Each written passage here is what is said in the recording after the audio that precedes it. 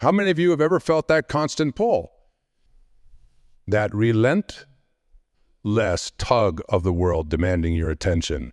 Your phone buzzing, emails flooding in, people needing you, wanting you, expecting things from you. Pause now. How many of you have ever felt guilty for wanting to step away from it all? Even for a moment. You see, we've been conditioned to believe that being alone means being lonely, that somehow taking time for ourselves is selfish. But I'm here to tell you today that this couldn't be further from the truth. Your alone time isn't just important, it's sacred. It's not just beneficial, it's essential. It's not just a luxury, it's your birthright. I remember sitting in my study one evening, surrounded by books, manuscripts, and speaking engagement schedules. The world was demanding my presence, my energy, my wisdom. And in that moment, I felt something profound, a whisper from within saying, Wayne, it's time to be still. Not tomorrow, not when the work is done, not when others give you permission, but right now. You see, what I've learned over the decades of my spiritual journey is that the universe speaks to us in the quiet moments. It's in the spaces between the noise where we find our truth, our purpose, our healing. But here's the challenge. We become so uncomfortable with silence that we fill every moment with noise, every space with activity, every pause with distraction. Think about it for a moment. When was the last time you truly sat with yourself? Not scrolling through your phone, not watching television, not planning your next move, but truly being present with yourself. For many of you, the answer might be, I can't remember. And that's precisely why we're here today. The ancient mystics knew something that we've forgotten in our modern rush to always be connected. They understood that true connection with ourselves, with the divine, with our highest purpose happens in solitude. The great spiritual teachers throughout history didn't find their enlightenment in crowded marketplaces or busy streets. They found it in moments of profound solitude. But here's what's fascinating, and I want you to really let this sink in. Your alone time isn't just about finding peace. It's about healing. It's about transformation. It's about becoming who you were always meant to be. When you act as if your alone time is your healing time, you begin to approach solitude not as something to fear or avoid, but as a sacred appointment with yourself. I'll share something personal with you. Years ago, when I was building my career, speaking across the country, writing books, I fell into the trap of believing that my worth was measured by my productivity. I thought that every moment needed to be filled with something meaningful. But then I had an experience that changed everything. I was staying at a small cabin in the mountains, and one morning the power went out. No phone, no internet, no distractions. At first, I felt that familiar anxiety creeping in that need to be doing something, anything. But as the hours passed, something magical happened. In that forced solitude, I began to hear my own thoughts clearly for the first time in years. I began to feel the presence of something greater than myself. I began to heal. You see, healing isn't always about dramatic transformations or profound revelations. Sometimes it's about simply being present with ourselves long enough to hear what our soul has been trying to tell us all along. It's about creating space for our wounds to breathe, for our hearts to speak, for our spirits to soar. When you act as if your alone time is your healing time, you approach solitude with reverence. You begin to see those quiet moments not as empty spaces to be filled, but as sacred vessels waiting to be filled with divine wisdom, inner peace, and profound healing. But let me be clear, this isn't about escaping from life. It's about becoming more fully present to life. When you take time to be alone, to truly be with yourself, you're not running away from your responsibilities. You're preparing yourself to meet them with more clarity, more wisdom, and more grace. Think about a garden for a moment. A garden needs space between the plants to thrive. If you crowd too many plants together, none of them reach their full potential. Your life is like that garden. The space between your activities, your relationships, your responsibilities, that's where the growth happens. That's where the healing takes place. What if every moment of solitude was actually an appointment with your highest self? What if every time you chose to be alone, you were actually choosing to heal? What if the very act of creating space in your life was the key to transforming it? You see, when you begin to act as if your alone time is your healing time, something profound starts to happen. You stop seeing solitude as something to fill and start seeing it as something to cherish. You stop treating quiet moments as empty spaces and start recognizing them as opportunities for profound transformation. And here's the beautiful paradox. The more you embrace your alone time, the more connected you become. Not just to yourself, but to everything and everyone around you. Because when you're truly at peace with being alone, you bring that peace into every relationship, every interaction, every moment of your life. I want you to look around this room for a moment. Every person here has a unique story, unique challenges, unique dreams. But we all share one thing in common, the need for healing. And that healing begins when we dare to be alone, when we dare to be still, when we dare to listen to the wisdom that can only be heard in silence. As we continue this journey together, I want you to hold on to this truth. Your alone time isn't just another item on your to-do list. It's not just another self-care practice. It's your sacred path to healing, to wholeness, to becoming who you were always meant. And when you begin to act as if this is true, your entire life will transform in ways you never imagined possible. Let me share something powerful with you. Something that might challenge everything you've been taught about being alone. In our society, we're constantly told that we need to be out there, networking, connecting, achieving. But what if I told you that the most profound achievements of your life will come from the moments when you dare to be still? You see, there's a fundamental truth that most people miss about alone time. They think it's about isolation, about disconnecting. But real alone time, healing alone time, is about connecting with something far greater than ourselves. It's about tapping into what I call the infinite source of all creation. I remember a profound experience I had while writing one of my books. I was struggling with a particular chapter, trying to force the words to come. The harder I tried, the more blocked I felt. Then something within me whispered, step away. Not just physically, but mentally, emotionally, spiritually. I went to my favorite spot by the ocean, sat there in complete solitude, and something magical happened. In that moment of being absolutely alone with my thoughts, the universe began to speak. The words didn't just flow, they poured through me. Why? Because I finally created the space for them to enter. I wasn't trying to force anything. I wasn't trying to be anything. I was simply being, this is what true healing looks like. It's not about fixing yourself because you're not broken. It's about creating the space to remember who you truly are. And this remembering, this profound reconnection with your authentic self, can only happen in solitude. Think about water for a moment. When water is disturbed, it becomes cloudy, murky. But when you allow it to be still, it naturally becomes clear. Your mind, your heart, your spirit, they work the same way. In your alone time, you're allowing the murky waters of your consciousness to become clear. But here's where many people get stuck. They approach alone time with an agenda.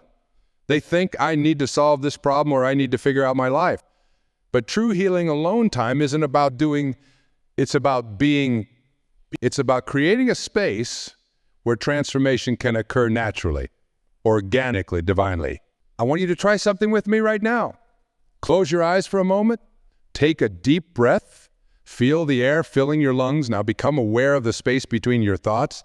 That space, that quiet, peaceful space, that's where healing begins. That's where transformation takes root. That's where miracles happen. You see, when you act as if your alone time is your healing time, you begin to approach these moments differently. You stop seeing them as something to get through and start seeing them as something to sink into. You stop treating them as empty spaces to fill and start recognizing them as fertile ground where your greatest insights can grow. I've worked with thousands of people over the years, and I've noticed something fascinating. Those who embrace solitude, who truly understand its healing power, don't just change themselves. They change the world around them. Because when you heal yourself, you automatically begin healing others. It's like dropping a stone in a pond. The ripples extend far beyond the point of impact. But here's the key, and I want you to really hear this. You must approach your alone time with reverence. Treat it as if it's the most important appointment of your day. Because in truth it's your appointment with divine. It's your appointment with healing. It's your appointment with transformation. Think about the great artists, inventors, and visionaries throughout history. Their greatest works didn't come from constant activity. They came from moments of solitude, of deep contemplation, of allowing themselves to be vessels for something greater than themselves. When you begin to act as if your alone time is your healing time, you start to notice something remarkable. The quality of your relationships improves. Your work becomes more meaningful. Your decisions become clearer. Why? Because you're no longer operating from a place of depletion or disconnection. You're operating from a place of wholeness. I remember counseling a brilliant executive who was always on the go. Her calendar was packed from dawn to dusk. She wore her busyness like a badge of honor, but inside, she was crumbling. One day, I asked her simple questions. When was the last time you sat with yourself long enough to hear what your soul is trying to tell you? That question changed her life. She began blocking out time each day, sacred, uninterrupted time, just to be with herself. No phone, no computer, no distractions, just presence. At first, it was uncomfortable. The silence felt deafening. But gradually, something began to shift. She started hearing the whispers of her soul. She began feeling a peace she hadn't known was possible. You see, healing doesn't always announce itself with fanfare. Sometimes it comes in the quiet moments when we finally give ourselves permission to just be. It comes in the spaces between our thoughts, in the pause between our breaths. When you truly understand this, when you begin to act as if your alone time is your sacred healing time, you stop trying to escape solitude and start embracing it as your greatest teacher. You begin to understand that the answers you've been seeking outside yourself have been within you all along, waiting for you to be quiet enough to hear them. What if the time you spend alone isn't taking away from life, but rather preparing you to live it more fully? What if those quiet moments aren't about isolation, but about integration? What if solitude isn't about absence, but about presence? Deep, meaningful presence with yourself and with the divine. This is the paradox of healing alone time. The more comfortable you become with solitude, the more connected you become with everything and everyone. Because when you're truly at peace with being alone, you bring that peace into every moment, every relationship, every situation in your life.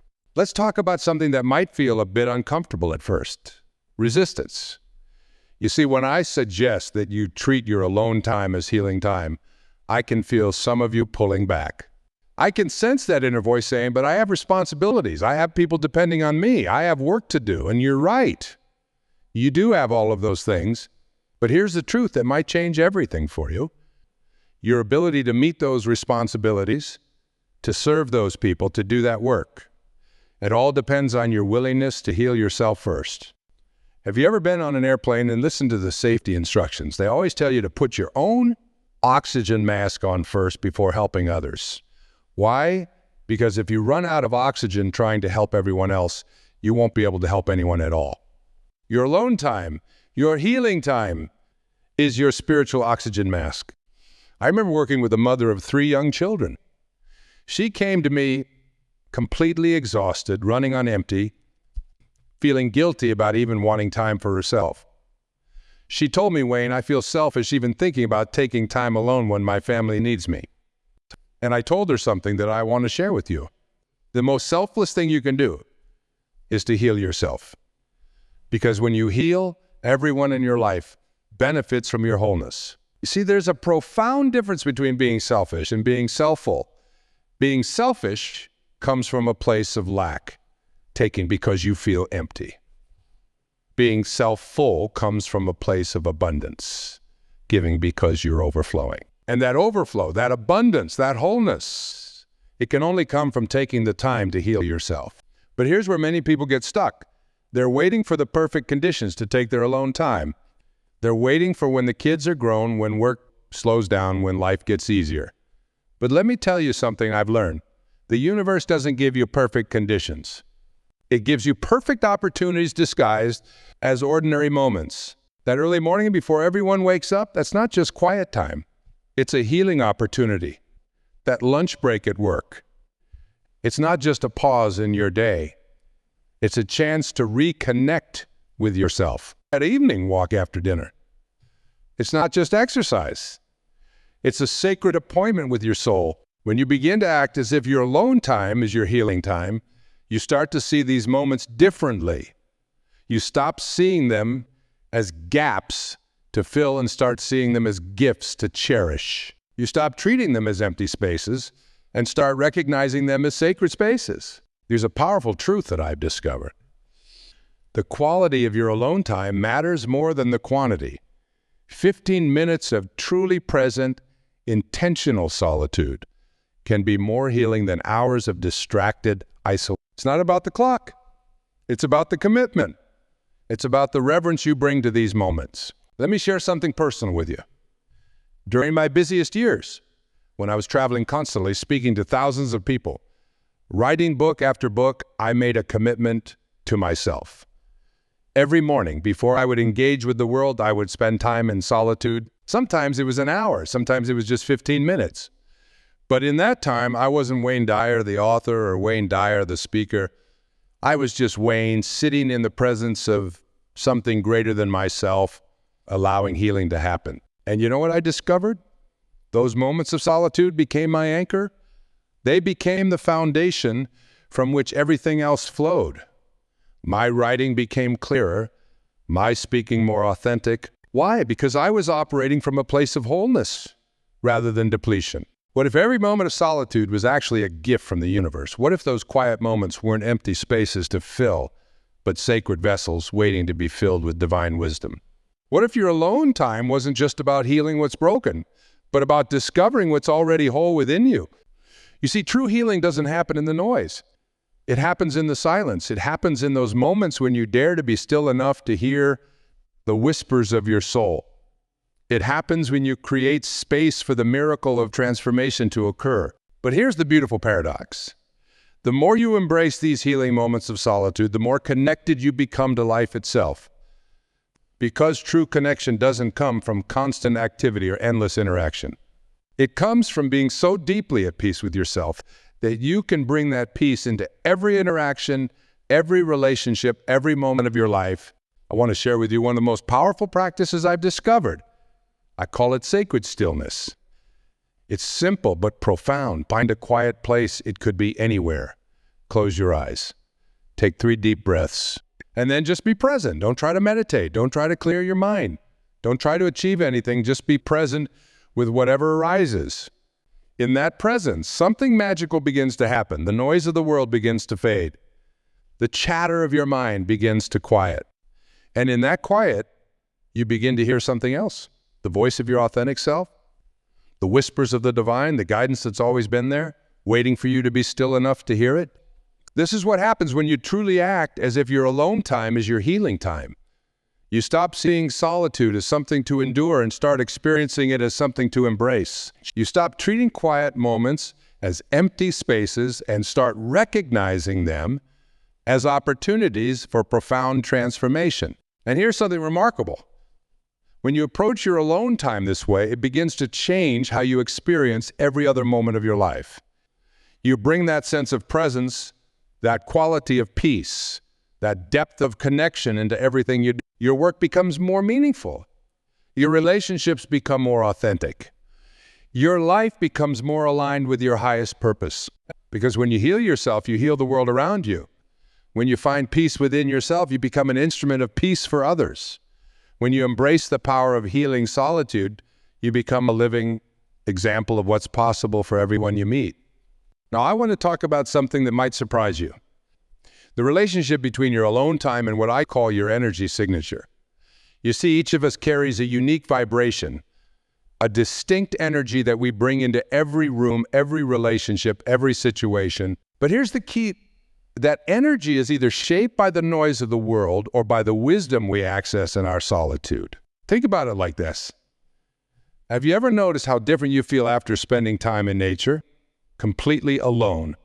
There's a clarity, a lightness, a sense of connection that wasn't there before. That's not just relaxation, that's healing. That's your energy signature being restored to its natural frequency. I remember a profound experience I had while writing one of my books. I was struggling with a particular passage, trying to force the words to come. The more I pushed, the more resistant the words became. Then I remembered a fundamental truth. Creativity doesn't come from forcing. It comes from allowing. I stepped away from my desk, went outside, and simply sat under a tree. No notebook, no recorder, no intention except to be present. In that moment of complete surrender to solitude, something miraculous happened. The words didn't just come They flowed through me. Why? Because I had created the space for divine inspiration to enter. I had stepped out of my own way and allowed healing to occur naturally. You see, when you truly act as if your alone time is your healing time, you begin to understand that healing isn't something you do. It's something you allow. It's not about fixing what's broken. It's about creating the conditions for wholeness to emerge naturally. Let me share something powerful with you. Every moment of intentional solitude is like pressing a reset button on your energy signature. It's a chance to clear away the accumulated static of the world and return to your natural state of peace. But here's where many people get caught. They think healing has to look a certain way. They think it has to involve specific practices or techniques, but true healing is much simpler and much more profound than that. It's about being willing to sit with yourself, to listen to yourself, to trust the wisdom that emerges in silence. I wonder if the moments when you feel most drawn to distraction are actually the moments when you most need to be still. What if your resistance to being alone is actually a signal that healing is trying to happen? You see, our bodies, our minds, our spirits, they're infinitely wise. They know what we need for healing. But we become so conditioned to noise, to activity, to constant stimulation that we've forgotten how to listen to that wisdom. We've forgotten how to be still enough to hear the healing that's calling us. Think about the ocean for a moment. On the surface, there might be waves, turbulence, chaos. But dive deep enough and you find absolute stillness. Your consciousness works the same way. The surface might be choppy with thoughts, worries, plans, and fears. But in solitude, when you dare to dive deep, you find that same stillness. And in that stillness, healing happens naturally. I remember counseling a brilliant artist who had lost her creative spark. She was doing everything right, attending workshops, networking, promoting her work. But her art had lost its soul. I asked her one simple question: when was the last time you sat in silence with your creativity? Not forcing it, not directing it, just being with it. That question changed everything for her.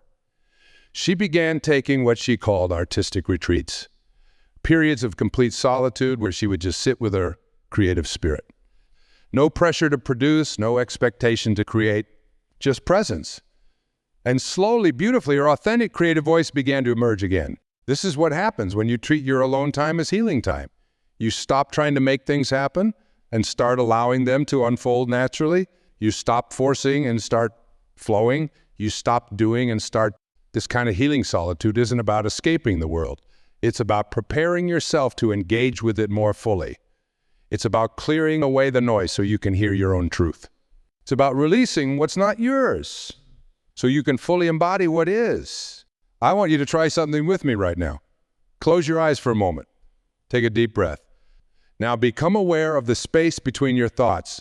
That space, that quiet, peaceful space, that's where your healing happens. That's where transformation takes root. That's where miracles begin. You see, when you act as if your alone time is your healing time, something profound begins to shift. You stop seeing solitude as something to fill and start experiencing it as something to savor. You stop treating quiet moments as empty spaces and start recognizing them as fertile ground where your highest potential can grow. And here's the miracle. As you heal yourself in solitude, you become a healing presence for others. Not because you're trying to fix them or change them, but because your very presence carries the peace you've discovered in your alone time. Your energy signature becomes one of wholeness, of peace, of authentic power. This is why I say that your alone time is not just important, it's essential. It's not just beneficial, it's transformative. When you truly understand this, you stop treating solitude as a luxury and start recognizing it as a necessity. You stop seeing it as time spent away from life and start experiencing it as time spent preparing for life at its fullest. The quality of your life is directly proportional to your willingness to be alone with yourself. Not alone with your phone, not alone with your television, not alone with your distractions, but truly, deeply alone with yourself. Because in that aloneness, you find connection. In that silence, you find wisdom. In that solitude, you find healing. As we move toward our closing moments together, I want to share something profound with you. Something that might completely transform how you view your relationship with solitude. You see, throughout our time together, we've explored how alone time is healing time. But now I want to take you even deeper into this truth. Every moment of solitude is actually a conversation with the divine.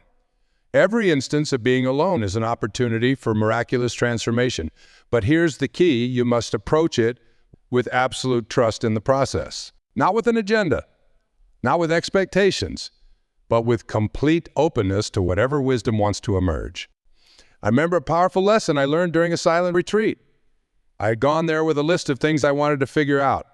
But as the days passed in silence, something remarkable happened. All those questions I thought were so important began to fade, and something much deeper emerged, a profound sense of peace that had nothing to do with solving problems and everything to do with surrendering to the present moment. You see, when you truly act as if your alone time is your healing time, you stop trying to direct the healing. You stop trying to control the process.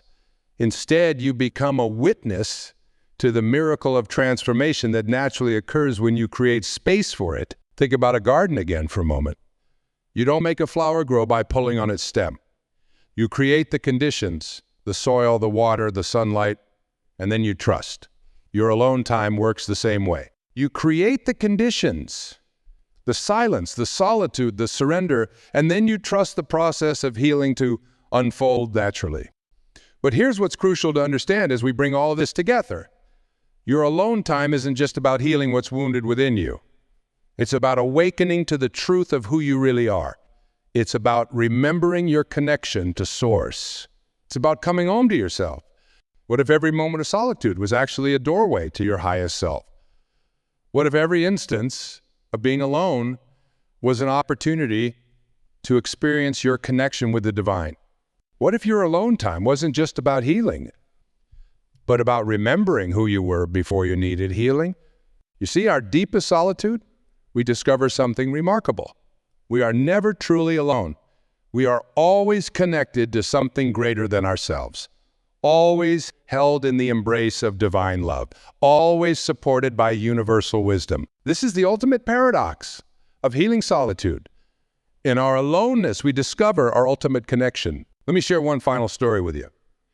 I once worked with someone who was absolutely terrified of being alone. She would fill every moment with noise, activity, people, anything to avoid facing herself in silence. But one day, she had an experience that changed everything. During a power outage, she was forced to spend an evening in complete solitude. No phone, no television, no distractions. At first, it was terrifying. But as the hours passed, something shifted. In the darkness and silence, she began to feel a presence not outside herself, but within. She discovered what I've been sharing with you today, that our alone time is sacred time, healing time, transformative time. As we bring our time together to a close, I want to leave you with some practical wisdom for implementing what we've explored today. These aren't just techniques, they're invitations to a deeper relationship with yourself and with the divine. First, make a sacred commitment to yourself. Decide that your alone time is non-negotiable. Treat it with the same respect you would give to your most important appointment, because that's exactly what it is, an appointment with healing, with transformation, with your highest self. Second, start small, but start now. Don't wait for perfect conditions. Create sacred moments of solitude in the midst of your daily life. 5 minutes of true presence is more powerful than hours of distracted isolation. Third, trust the process. Don't try to direct your healing. Don't try to control what emerges in your solitude. Simply create the space and allow whatever needs to emerge to come forth naturally. Everything we explored today isn't just theory. It's an invitation to a completely new way of being. When you truly act as if your alone time is your healing time, you transform not just yourself, but your entire experience of life. You begin to move through the world differently. You bring a different quality of presence to your relationships. You approach your work with greater clarity and purpose. You navigate challenges with more wisdom and grace. Why? Because you're operating from a place of wholeness rather than depletion. And here's the final truth I want to leave you with. So your alone time isn't just about you. When you heal yourself, you contribute to the healing of the entire world. When you find peace within yourself, you become an instrument of peace for others. When you embrace the power of healing solitude, you become a living example of what's possible for everyone you meet. So as you leave here today, I invite you to make a new commitment to yourself. Commit to treating your alone time as the sacred, healing time it truly is. Commit to creating space in your life for transformation to occur. Commit to trusting the process of healing that naturally unfolds in solitude. Because when you do, Sammy, when you truly act as if your alone time is your healing time, you open yourself to miracles. You align yourself with the infinite wisdom of the universe. You become who you were always meant to be. Remember, you are not just a physical being having a spiritual experience. You are a spiritual being having a physical experience. And in your moments of sacred solitude, you remember this truth most profoundly. Go forth with this wisdom. Trust in the power of your alone time. Honor the sacredness of your solitude and watch as miracles unfold in your life. Thank you for sharing this sacred time together. May your journey of healing continue to unfold beautifully, one moment of sacred solitude at a time.